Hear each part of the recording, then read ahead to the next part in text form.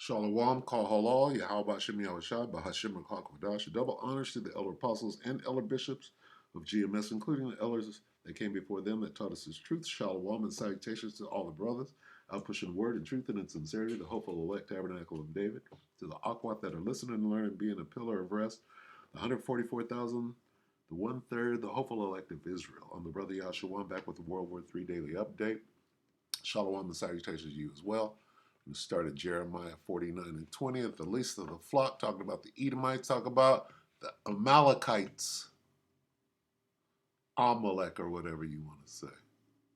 Jeremiah 49 and 20. Therefore hear the counsel of the Lord that he hath taken against Edom, okay, and his purposes that he hath purposed against the inhabitants of Teman, which is a city in ancient Edom. Surely the least of the flock of the Edomites, the least of the flock of the Edomites, who are the Amalekites, the so-called JEWS, shall draw them out. Draw who out? The least of the flock, we're talking about the flock, shall draw who? The flock out. Surely he shall make their habitations desolate with them. So all you Edomites, right, are about to engage in World War III, all right? Even though you don't want to, but Bibi is forcing your hand. That's what is being said. So we're going to go here. CBN News 1 hour ago. Biden issues warning to the Amalekites. News on the 700 Club, April 5th, 2024. So let's listen to a bit of this, and we're going to keep it short today. Take it away. We start today with some unfortunate news out of the White House. President Biden has issued a warning to Israel. Change some of your key policies in Gaza, or the U.S. may reevaluate its support. The president is also demanding an immediate ceasefire deal. At the same time, Biden harshly criticized Israel for the airstrike that accidentally killed 7 aid workers, even though his own administration was responsible for a similar tragedy in the pullout from Afghanistan. Chris Mitchell brings us the story from Jerusalem. Israel moved to get more aid into Gaza by opening up a key port and a crossing into northern Gaza.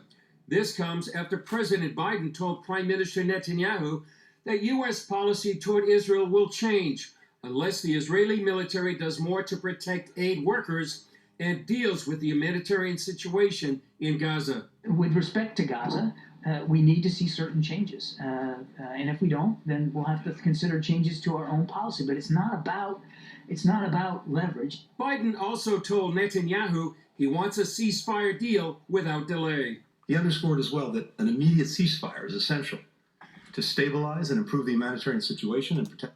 Now see, Babylon the Great, which is America, by the way, has a lot of weapon and firepower that Israel, the Israelis, need.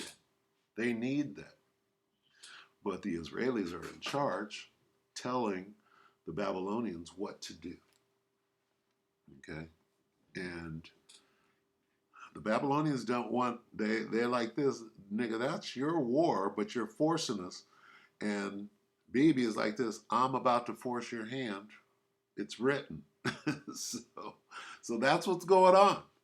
They're being forced. That's what this fight is about. They're going back and forth. Babylon and Netanyahu are fighting each other about moving forward into the Battle of Armageddon, which is the very last one. And civilians, and to urge Prime Minister Netanyahu to empower his negotiators to conclude a deal without delay. But there are still big differences between Israel and Hamas, as Hamas wants the war to end immediately, with a complete Israeli pullout from Gaza. So some argue a ceasefire could mean losing the war. Jeff Balaban, who leads the American Center for Law and Justice's Israel operations from Jerusalem, told CBN News a ceasefire would have dire consequences for Israel. The implications for that is that America has now completely become Israel's tactical enemy in real terms, in practical terms, this is impossible. That is demanding that Israel lose this war. Israel cannot afford to lose this war. This is an existential war. Netanyahu also maintains Israel must win its war against terrorist forces for the sake of the U.S. and the rest of the West. This is a larger battle. Our battle is your battle. Our victory is your victory. You hear this? Can you see what's going on clearly in your face? This guy's going against he's pushing the entire world into a war that your body can't cash. You're writing that check right now, okay? And this is it. We're watching it, okay? Now, what's going on? This dude is under Supreme, not Ultra, but MK Supreme. The Most High is forcing this guy's hand. He's forcing Biden's hand. The Most High is working on Biden too. And they're going to move forward, okay? They're going to have to. And if we don't have a victory, this will have enormous implications for American security, for our common future. So we must win. In his call with Nick. That's it. The most proud. See, these Edomites and Amalek, this guy is a Polak, actually. But, you know, whatever. They call themselves a million different things, and you're just an Edomite, right? From the tribe of Amalek. That's all you are. And you pointing your finger and trying to pawn that off on somebody else while you try to maintain the facade of being the Most High's chosen, and you're not. And it's all unraveling. You can't even see it because the Most High got you with a trick bag. So we're going to end it right there. All right? This is what's going on over there. They're forcing Babylon, which is America's hand. All right? Why? Because the Most High is in control of all of this shit. Okay, let's get that MK Supreme. This is Prov 21. Proverbs 21:1. The king's heart. Let's see. The word heart, right, in the Hebrew is the word lob, which means your mind. Okay, so we read it in the King James. The king's heart is in the hand of the Lord, as the rivers of water, he turneth it whithersoever he will. So Bibi is the king, right? King Bibi, that's what they call him, right? King Bibi. Watch.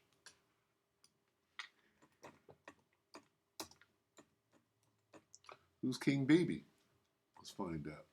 See if his picture pops up right now. Oh, there he is. King Bibi. I'm not making this up. So we go back here.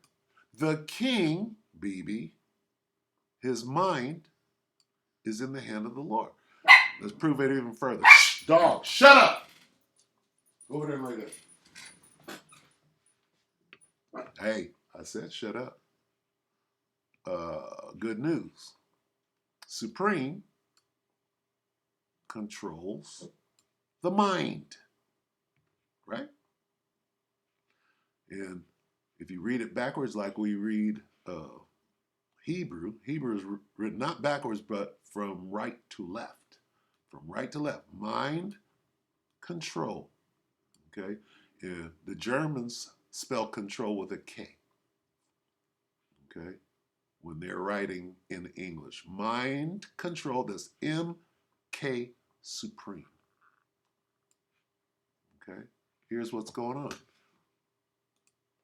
MK Supreme. King Bibi is being controlled,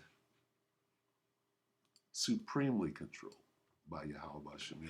So with that, we hope that the elector edified you, brothers and sisters. Shalom.